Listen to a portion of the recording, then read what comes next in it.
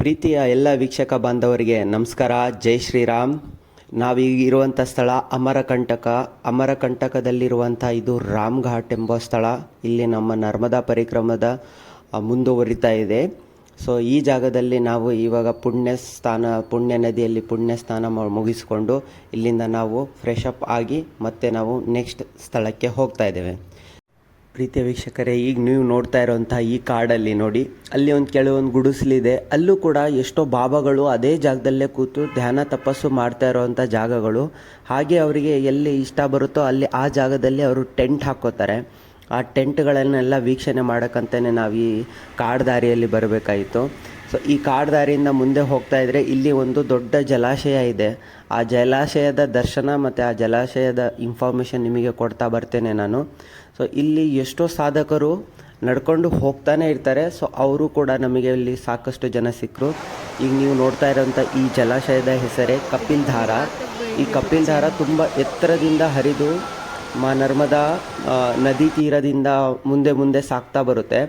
So ಇಲ್ಲಿಂದ ನಾವು ಮುಂದೆ ಹೋಗ್ತಾ ನಾವು ರೈಟ್ ಸೈಡಿಗೆ ಬರ್ತೀವಿ. ಮತ್ತು ಛತ್ತೀಸ್ಗಢ ಬಾರ್ಡ್ರಲ್ಲಿರುವಂಥ ಈ ಕಪಿಲ್ ಧಾರಾ ಜಲಾಶಯವು ತುಂಬ ಎತ್ತರದಿಂದ ಹರಿಯುವಂಥ ಪ್ರಸಿದ್ಧವಾಗಿರುವಂತಹ ಈ ಜಲಾಶಯ. ಇಲ್ಲಿ ತುಂಬ ಜನ ಟೂರಿಸ್ಟ್ ಕೂಡ ಬರ್ತಾರೆ ಇಲ್ಲಿ, ಯಾಕಂದರೆ ಈ ಸ್ಥಳ ಅಷ್ಟು ಅದ್ಭುತವಾಗಿದೆ. ಇಲ್ಲಿ ನೋಡಲಿಕ್ಕೆ, ಇಲ್ಲಿನ ಜಲಾಶಯದ ದರ್ಶನ ಮಾಡಲಿಕ್ಕೆ ಎಷ್ಟೋ ಜನ ಬರ್ತಾರೆ.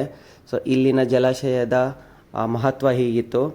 ಈಗ ನಾವು ಮುಂದೆ ಬಂದಂತಹ ಒಂದು ಜಲಾಶಯವೇ ಇದು ದೂದ್ ಧಾರ ಅಂತಲೇ ಹೆಸರುಳ್ಳದು. ಸೊ ದೂದ್ ಧಾರ ಅಂದರೆ ಕನ್ನಡದಲ್ಲಿ ಹೇಳಬೇಕಂದ್ರೆ ಹಾಲಿನ ನೊರೆಯಂತೆ ಹರಿತಾ ಇದೆ ನರ್ಮದಾ ಅಂತ ಹೇಳ್ತಾರೆ. ಸೊ ಈ ಕಡೆ ನೋಡ್ತಾ ಇರೋದು ಗಿರಿಬಾಬಾ ಆಶ್ರಮ. ಈ ಆಶ್ರಮದೊಳಗಡೆ ಗುಫಾ ಇರೋದೆ, ಒಳಗಡೆ ಪೂರ್ತಿ ಕತ್ತಲೆ ಇರುವಂಥ ಜಾಗ ಅದು. ಅಲ್ಲಿ ದೀಪದ ಬೆಳಕಿಂದನೇ ಒಳಗಡೆ ಹೋಗಬೇಕು. ಒಳಗಡೆ ಎಷ್ಟೋ ದೇವಸ್ಥಾನಗಳು ಮಾಡಿದ್ದಾರೆ. ಒಳಗಡೆ ಅಂದರೆ ವಿಗ್ರಹಗಳು ಮಾಡಿ ಅಲ್ಲಿ ಸಾಧಕರಿಗೆ ಅನುಕೂಲ ಆಗೋ ಥರ ಮಾಡಿದ್ದಾರೆ. ಗಿರಿಬಾಬಾರ ಆಶ್ರಮದ ದರ್ಶನವನ್ನು ನಾವು ಪಡೆದುಕೊಂಡ್ವಿ. ಸೊ ಗಿರಿಬಾಬಾ ಅವರು ಕೂಡ ಒಳಗಡೆ ಸುಮಾರು 100-150 ವರ್ಷಗಳ ತನಕ ತಪಸ್ಸೆ ಮಾಡಿದ್ದಾರೆ ಆ ಜಾಗದಲ್ಲಿ ಅಂತ ಹೇಳ್ತಾರೆ. ಸೊ ಇಲ್ಲಿನ ಮಹತ್ವಗಳು ತುಂಬಾ ಇದೆ. ಇಲ್ಲಿ ಬಂದು ನೋಡಿದವರಿಗೆ ಅದು ಆಶ್ಚರ್ಯವಾಗಿ ಕಾಣಿಸುತ್ತೆ. ಆ ಥರದ ಸನ್ನಿವೇಶಗಳಿಲ್ಲಿತ್ತು. ನೀವು ನೋಡ್ತಿರೋಂಥ ಈ ಆಶ್ರಮ ಇದು ಕಲ್ಯಾಣ ಆಶ್ರಮ. ನೋಡಿ, ನಮ್ಮ ಸೌತ್ ಕಡೆಯಿಂದ ಬಂದು ಮಾಡಿರುವಂತಹದ್ದು ಇದು. ನಮ್ಮ ಸೌತ್ ಕಡೆ ಹೇಗಿರುತ್ತಲ್ಲ ಆ ಥರ ದೇವಾಲಯಗಳನ್ನು ಮಾಡಿದ್ದಾರೆ ಇಲ್ಲಿ. ದಶಮಹಾವಿದ್ಯೆಯ ಉಪಾಸಕರು ಇಲ್ಲಿರುವಂಥದ್ದು. ಆ ಉಪಾಸಕರು ಇಲ್ಲಿ ಬಂದು ಶ್ರೀವಿದ್ಯಾ ವಿದ್ಯಾರ್ಥಿಗಳಿಗೆ ಇಲ್ಲಿ ವಿದ್ಯಾಭ್ಯಾಸ ಮಾಡಿಸ್ತಾರೆ. ಮತ್ತು ಶ್ರೀವಿದ್ಯಾ ಮಂತ್ರ ದೀಕ್ಷೆಯನ್ನು ಕೊಡುತ್ತಾರೆ. ದೀಕ್ಷೆ ಪಡೆದು ಇಲ್ಲಿ ಇರುವಂಥವರೆಲ್ಲ ನಮ್ಮ ಸೌತ್ ಕಡೆಯವರು, ಅದರಲ್ಲೂ ತಮಿಳುನಾಡು, ಆಂಧ್ರ ಪ್ರದೇಶ್, ಕರ್ನಾಟಕಾದ್ಯಂತ ಎಲ್ಲ ಸಾಧಕರು ಇಲ್ಲಿ ಬಂದು ಇದ್ದಾರೆ. ಇಲ್ಲಿ ದೇವಿಯ ಉಪಾಸಕರು ಇಲ್ಲಿ ಎಷ್ಟೋ ವಿದ್ಯೆಗಳನ್ನು ಶ್ರೀವಿದ್ಯೆಯ ಮೂಲಕ ಇಲ್ಲಿ ಕಲಿತು ಮುಂದಕ್ಕೆ ಹೋಗ್ತಾರೆ. ಎಷ್ಟು ಎತ್ತರದಲ್ಲಿ ಈ ಗೋಪುರವನ್ನು ನಿರ್ಮಾಣ ಮಾಡಿದ್ದಾರೆ. ಹೌದು, ಇದು ಸರ್ವೋದಯ ದಿಗಂಬರ ಜೈನ್ ಸಂಪ್ರದಾಯದ ಒಂದು ದೇವಸ್ಥಾನವನ್ನು ಮಾಡಿದ್ದಾರೆ. ಇಲ್ಲಿ ಗೌತಮ ಬುದ್ಧರ ದೊಡ್ಡ ಮೂರ್ತಿಯನ್ನು ಕೆತ್ತನೆ ಮಾಡಲಾಗಿದೆ. ಇದು ಇನ್ನೂ ಓಪನಿಂಗ್ ಆಗಿಲ್ಲ.